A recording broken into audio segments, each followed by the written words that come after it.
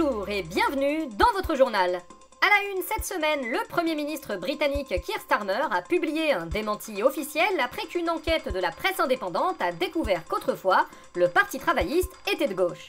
Justice, après la condamnation de son père à 5 ans de prison avec mandat de dépôt dans l'affaire libyenne, Louis Sarkozy a dénoncé une capitulation narcissique de l'illettrisme plutocratique et vice-versa. Scandale à l'Assemblée nationale après que le RN a retrouvé ses 2 vice-présidences grâce aux macronistes qui ont voté en leur faveur. Gabriel Attal, comment est-ce que vous expliquez que votre parti, qui a appelé au Front républicain en 2024, s'allie désormais à l'extrême droite? Non mais là c'est pas pareil, c'est parce qu'il fallait une représentation équitable des groupes au bureau de l'Assemblée nationale. Oui, donc ça veut dire que vous considérez que le RN est un parti comme les autres, ce qui contredit votre stratégie de Front républicain. Vous ne seriez pas un peu d'accord avec eux au fond? Mais non, pas du tout, quelle insinuation! Moi je suis pas d'extrême droite, j'ai des amis de gauche.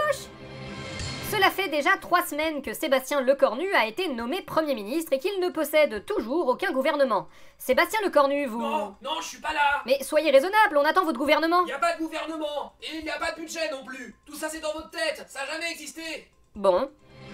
Sondage, la dernière étude de l'IFOP en vue de l'élection présidentielle de 2027 montre la dégringolade du camp présidentiel. Édouard Philippe n'est plus crédité que de 16% et Gabriel Attal de 10%.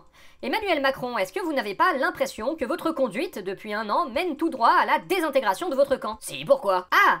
Et ça vous dérange? Bah non, c'est à ça que ça sert. J'ai aucun souci à tous les cramer les uns après les autres si ça me permet de tenir jusqu'à la fin. Donc en gros, vous vous fichez qu'après vous, ce soit le chaos dans votre camp. Mais non, je m'en fiche pas, c'est fait exprès. Le problème, c'est que si je laisse monter des successeurs potentiels, ça va être galère pour moi de me représenter en 2032. Donc je les crame tous pour que personne en veuille. Et comme ça, paf, réélection dans 6 ans. Sauf à supposer que vous soyez cramé vous-même en somme.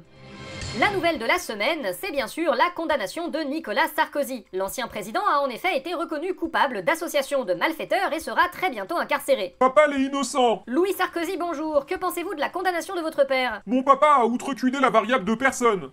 De quoi? Et c'est astronomique que les juges l'aient condamné anticonstitutionnellement. Hein? En bref, je suis technologiquement ronflex et mon papa l'est innocent. Ah!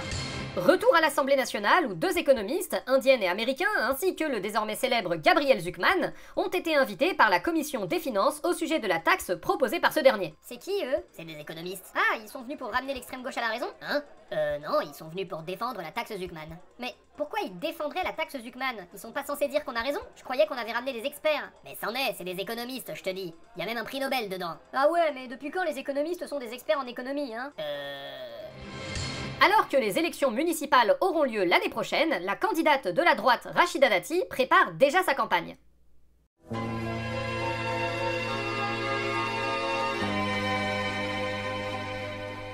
Pour qu'elle puisse s'acheter plein de nouveaux bijoux, pour qu'il y ait des boutiques LVMH partout,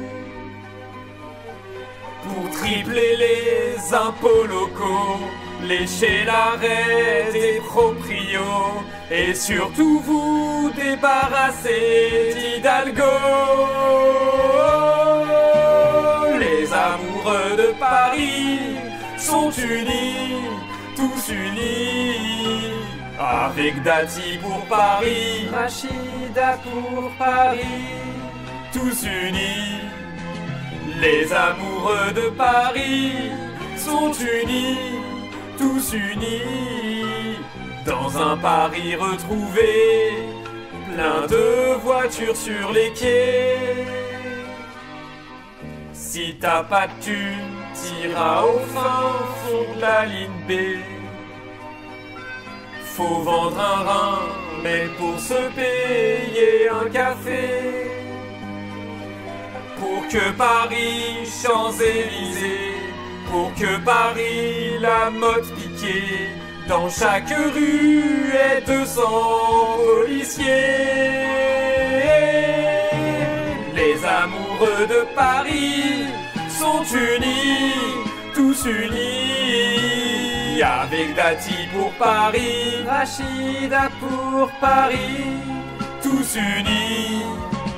Avec Dati pour Paris, Paris, Paris, Paris, Dati pour Paris.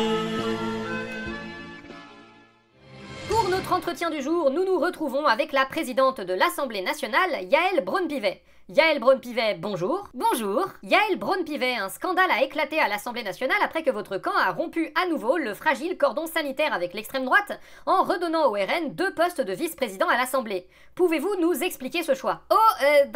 Disons que c'était par souci de démocratie. Voilà, c'est pour démocratie qu'on a fait ça. Mais ça veut rien dire. Démocratie, c'est pas le mot magique qui explique tout normalement? Non? Ah, vous savez ce que ça veut dire au moins? Non, mais j'ai remarqué que les gens comprenaient quand je le disais, donc dans le doute... Et donc, maintenant qu'on peut être honnête, quelle est la vraie raison pour laquelle vous avez soutenu l'élection de 2 membres du RN au bureau de l'Assemblée? Bah, pour que la gauche arrête de m'emmerder. Ah vraiment? Bien sûr, ça fait 1 an qu'ils ont la majorité et que je peux plus leur mettre des sanctions à chaque fois qu'ils bougent un orteil. Du coup, maintenant, c'est bon. Le RN, ils vont jamais s'opposer à ce qu'on emmerde les gauchistes. Comme quoi, la convergence entre macronistes et lepénistes ne tient plus à grand chose. Et ouais, c'est vraiment très démocratie, on le comprend bien. Nous vous souhaitons une fin de journée. À bientôt.